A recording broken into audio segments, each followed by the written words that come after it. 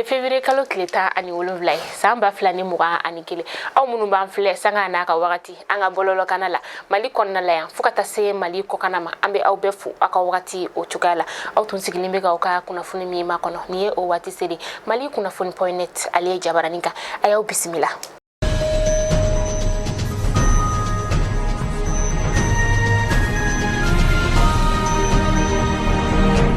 Amina nga bi kunafoni damnani femiesa Dr. Yusufu Mali ni ale bonena anina janvier kalo kletan konoton kana se akle mugama samba flani muga anikili atunga cha benembe kenaya ko urema uga Dr. so okonnala ni obewele ko asako tsekatsekelu konnala sa ayirela ka fo ko sikana tara ninga masaba ka o sekerenu umine ninga tanu ye kritiklamo uluka buluka wala sa sekatsekelu ulube seka buluda Dr. Yusufu Mali rasa mamunu ni ulumnena achake nyogon uludedo ni wakati nasa abe kalo kelembo bi bura dokotoroso ale koni datugulendo ka sababu yake ni fakali wale alesa ni mamunu koni ulu banana sa ubulu ta ninga takanu ye udafe dugudi la wala sa ulube seka furake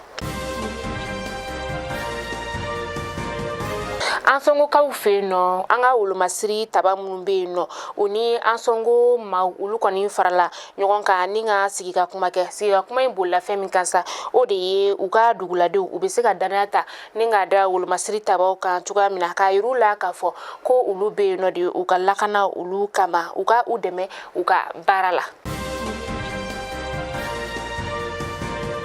Nyoron du Sahel ka fana fi no sa uga gouverneur kura o sigira gouverneur mi yere sa ni aleye Amadou Aga Iyayen ninka ale nola bla ayi kale Nyoron du Sahel ka wisa ka fo ko bara mununi u kalfara ala ka bena bara beke akechugoyala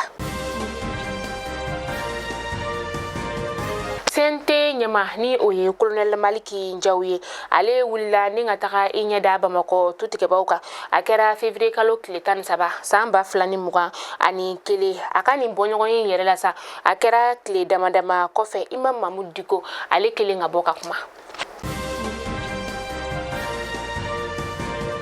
Juseng Sahel jamana nyama uluye klifla sika kuma ninga oke njamina ka uka jamana o konna la sa uka sika fo in konna la ubena femika ode ka fo ko barkana chedu ulu koni bena chaya anga jamana o konna la kren sa akoroyan fanfe Amita kokan kibarula Belgique au feno bi somarena Février kalo kletan woro samba flani muga anikele ulu koni uka buluchi yoro bilibili ninka o daele wala sa ma obi sega lafia buluchi konyola chogoya mina uya yira ka fo no uga jamana marabago ye ko ulu koni be fe doko kumdama konna la ninga ma ba kemeni bisabaka ode buluchi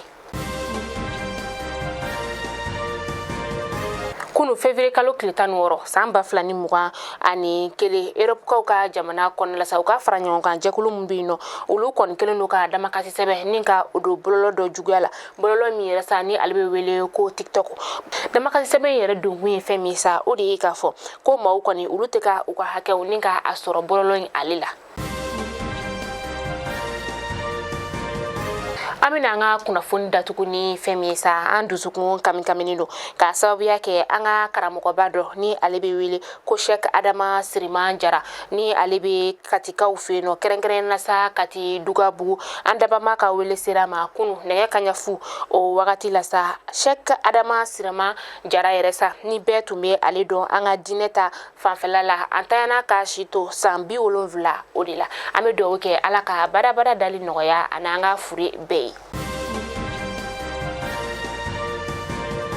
Mali kunafoni jabaran la jaba aw kulo garazge tumeni kunafoni labi ninga da aw be kuloka aw ni ce aw khalla jeli ko nyumana aw kambe jiyan wati were